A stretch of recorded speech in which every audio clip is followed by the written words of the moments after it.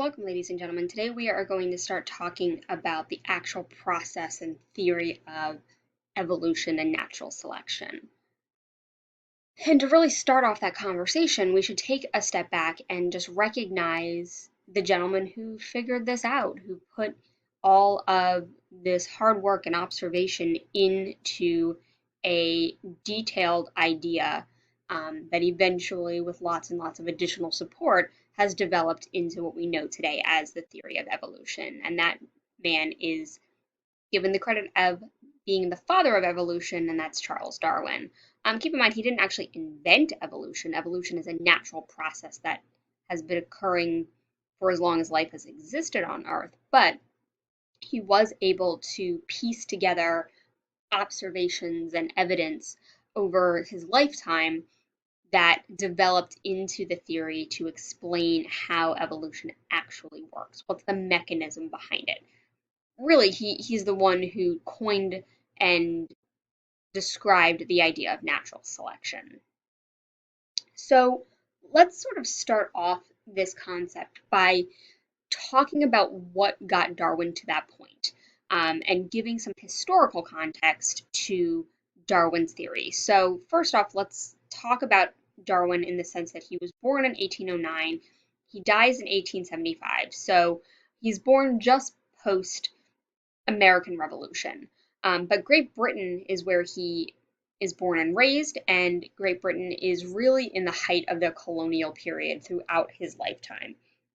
So Great Britain is going out to all corners of the world, trying to basically stick their flag in that dirt and claim it as their own. Um, India, places in Africa, Australia, you name it, they're going out and trying to sort of weave themselves into all sorts of places in the globe. Towards the end of Darwin's life, it's also the beginnings of the Industrial Revolution. So we're seeing a shift, or he was seeing and experiencing a shift in their sort of economic structure, where they were going from a much more agrarian or agricultural society and shifting to people living out in the country and raising cattle and planting fields to moving into the cities and working in factories and mass production. And as a result, some of the pollution that comes along with that revolution. When we talk about what's going on scientifically at the time, it really is a revival of a lot of scientific ideas, and two of which are going to be particularly influential on Darwin, are the ideas of taxonomy from Carolus Linnaeus, as well as a gentleman named Charles Lyell and his principles of geology. So let's sort of dive into what those ideas were, so that we can continually reference them as we continue talking about how Darwin ultimately gets to that idea of evolution. So Carolus Linnaeus actually is a predator. He predates Darwin. Linnaeus is alive from 1707 to 1778, and he really is the one who ultimately develops the idea of binomial nomenclature, or this binomial system of nomenclature. And when we break those terms apart, bi means two, nome is a root for a name, and nomenclature, same deal. So it's a two-name naming system. It's what we utilize as a way to describe different species, different organisms, and he developed this system for a multitude of reasons, one of which was really just to give us a common language to start talking about all of the diverse organisms that exist. Now, his system initially was based on just physical similarities, things that we can look at, we can see, as a way to classify relationships between organisms. What we utilize now more often is a similar idea, but a lot more of it's genetically based. So we're looking at classifying organisms based on their evolutionary history now, and a lot of that data that we use to drive that classification, to drive that determination of evolutionary relationships comes from their genetics. Linnaeus had no idea what DNA was, let alone the basics of genetics. That was going to take at least another 100 years until Gregor Mendel comes around. So it was all physical characteristics at this point. Um, Something else just to kind of put into context where some of this is coming from. He really is a firm believer, was a firm believer in this idea of fixity of species, and so were a lot of people at the time. So that's going to put Darwin's ideas into some conflict with the general public because they really are taking at this point in history a very literal reading of the Bible, specifically with God creating all organisms in the same form that they are currently, so that there would be no change over time. And Darwin's going to say in his ideas that he doesn't necessarily think that that's accurate based on what he is seeing and observing over his lifetime. Speaking of things being created and never changing, a lot of the geologic theories at the time of Darwin also are sort of adjusting and changing and conflicting with that sort of religious view on Earth. And so major geologic theories at the time of Darwin come from these three gentlemen, uh, Carver, Hutton, and Lyell. And Carver is going to come in and really sort of trout this idea of catastrophism. So big natural disasters, floods, volcanoes, earthquakes, those sorts of things have happened over Earth's history. And as a result of these major events, they are what shaped and changed what Earth used to look like to what it looks like now. So Carver's really this idea of big, quick, massive events causing massive change as a result in relatively short periods of time. Hutton, on the other hand, is going to come in and talk gradualism and really be a proponent for that, where he is talking more about landforms changing and adjusting, moving, looking different as a result of slow processes, slow changes that happen over long periods of time instead. So, in a lot of ways, catastrophism and gradualism are two opposite ends of the spectrum um, in terms of both time and the quickness of that process. So Hutton was looking at things more like weathering, erosion, a river cutting a canyon out between the landforms, that sort of thing. And that would have been very slow um, to occur over time and would take a long time as a result. Charles Lyell, on the opposite end, is going to kind of meet them in the middle and really say, well, you're both kind of right. That there are definitely geologic processes like floods, like volcanoes, like earthquakes, like plate tectonics um, on grand scales that are going to have major, major impacts on the landforms around them when they occur. But there are also those slow processes like the weathering, like the erosion, that are also happening and shaping the way that Earth looks. So Lyell's going to end up ultimately get a lot of credit by bringing these two ideas from Carver and Hutton together. Something to note here, though, is that all of them are absolutely proposing at this point that Earth is much older than the few thousand years that the Bible's literal reading would suggest, um, which is causing some stir in the scientific community in relation to where does religion fit into their ideas. Ultimately, Charles Lyell is now considered the father of geology because of his ability to sort of bring together these two major ideas at the time. And a lot of his work looked at sedimentary rock, and this is going to be a big influence for Darwin as we get into his story. So remember that fossils are formed in sedimentary rock. So that's where that connection really is going to be for Darwin. So Charles Lyell does a really nice job at this point in history explaining how the sedimentary rock forms and giving us the ability to use those rock layers, those strata, those layers of sediment to be able to talk about geologic time. And as a result, the organisms that are kind of frozen in those layers, in those fossils, as a way to look at points in organismal history as well. So remember those rivers and things are going to pull sediment off of the landforms as they rush past them. That's part of that sort of erosion process. When they get to slower waters, more still, calm waters, those sediments then fall out of solution to the bottom. That can be the oceans, it can be major lakes and that sort of thing. And every time that a new layer is formed with slightly different sediments based on what's being washed from upstream, we get these different layers. And more layers create more and more pressure.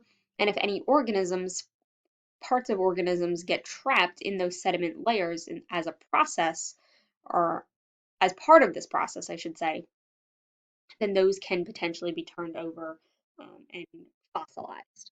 And so if some sort of process comes in and causes those layers to become visible, whether it's something natural like seafloor changes in this case, or mountain building processes, that's pretty common around here, to a new river cutting out canyons like the Grand Canyon, we can see these layers. They're exposed now. Um, and hopefully it makes sense that the layers that are further down from the surface would be the older layers because they got deposited first, and the younger layers are above that. And so we can use those layers, if we understand the way that they're formed, as a way to relatively date how old something is. This has to be younger than this down here, assuming these layers have not been disturbed along the way. So this is suggesting that sedimentary rock as a whole is incredibly old. And so the fossils, the species that we find represented in those rocks must also be as old as the rock themselves. So most fossils are actually found in sedimentary rock, which is really helpful because we can then use those layers to start identifying, at least relatively, how old they are. So let's put Darwin's life back into the picture here. Charles Darwin's major contributions or major observations that are eventually going to allow him to develop the idea of evolution are really going to start with a major turning point in his life. And that's going to be he's 22 years old and he's kind of floundering in life. He doesn't know what to do with himself. Think of the age of 22 at this point in history to be like their mid 30s. And he's still living at home.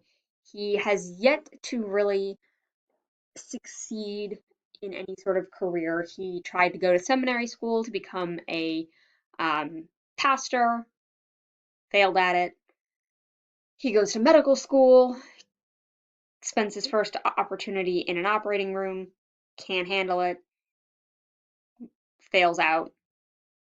And by this point, his dad is just frustrated.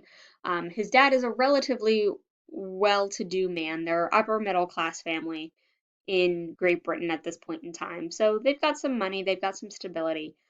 But Darwin's dad basically is like, you need to get off your butt, you need to get a job and get out of my house.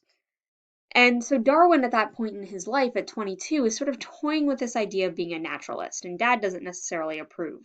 And so he's kind of just pushing him to do something with himself. So Darwin ends up on the expedition of the HMS Beagle. And the HMS Beagle is a ship that is being commissioned by the British government to go map the coast of South America. So keep in mind that this is the height of British colonial period, right? They are going out, they are trying to find anywhere and everywhere that they can lay claim to. And so one of the places that is less well known to Europeans is South America. So the British government commissions this ship to go sail down the coast of South America, map it. They want to know what it looks like, what's there, and then eventually come back home. And this whole journey is going to ultimately take 5 years to complete. So again, let's put this into some historical context. So here's our Beagle. The captain of the ship is going to be somebody who's relatively well off. who's got some good education, who understands how to navigate and read charts and that sort of thing. But the vast majority of the crew on board would be relatively uneducated, um, definitely illiterate. They wouldn't be able to read.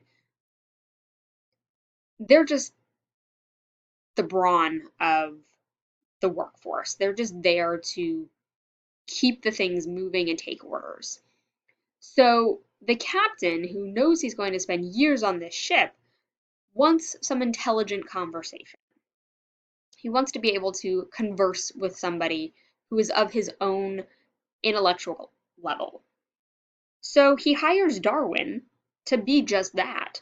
He hires him to be his dinner companion, somebody to talk politics and religion and literature with, so that he's not bored the entire time that he's on this boat. So Darwin takes the job, and other than those obligations of meals and conversation, really is left to his own devices.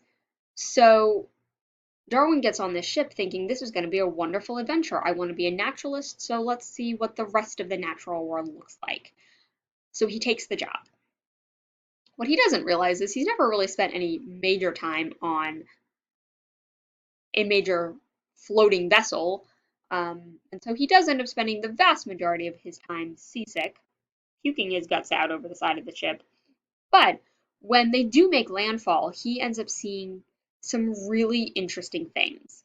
Um, they get down into Argentina, and he's going to observe organisms that look similar to the things he's used to seeing back in Great Britain, as well as things that he's never seen outside of a textbook before. Um, he's going to come across a giant sloth fossil on exhibition, on display, shortly after having just seen real sloths in nature. And he starts questioning, well, how did this giant sloth exist when clearly they look very similar to each other, but in a much smaller form now? What happened to these big guys? Um, they sail around the other opposite side of the coast, and they end up spending some time in Chile. He gets to climb the Andes Mountains for the first time, and he finds seashell fossils at the top of the mountains, hundreds and hundreds of feet above sea level. He experiences his first real earthquake in Chile at the same time. It's a pretty significant one, that actually causes the sea line to raise, the coastline, I should say, to raise a few inches, as a result of it. And so he starts piecing together the ideas of these seashells at the top of the mountain to the shift in sea level from the earthquake. He's also reading Charles Lyell's work at the time throughout this journey, so he's learning about all of these geologic processes that can happen. That becomes another big influence for him. He is most famous for stopping here along the way, and that is in the Galapagos Islands. And the Galapagos are a really interesting place because the organisms that exist there, a lot of them are endemic only to those islands. And that term endemic means sort of native. So things like these giant tortoises and marine iguanas and the finches, which is he's most closely associated with, are all very unique to the cluster of islands themselves. But even when you go from island to island, there are very distinct differences in those organisms as well.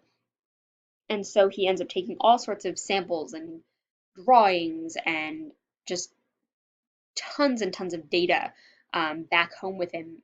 He doesn't realize what he has until he gets home many years later, but that's going to be a huge influence for him as well. And then there are other things. So he's going to do a lot of this Beagle voyage, and there's the fossils from the Andes, the earthquake he experiences, the Galapagos. Um, he's going to get influences from Charles Lyell by reading his work. Um, Lamarck is going to come in here. We'll talk a little bit about him later. He's going to be another influence for him. A gentleman named Mathis, who is really studying population size and how the interplay between competition and overpopulation plays into how well certain individuals within that population are able to survive and reproduce. We've got observations from selective breeding of organisms in farms. Darwin bred pigeons and so saw observations there. There are a lot of pieces that Darwin puts together over his lifetime, and some of it probably just a matter of luck that he ends up in the right places at the right time with the right experiences to have been able to formulate the conclusions that he eventually draws from all of these experiences.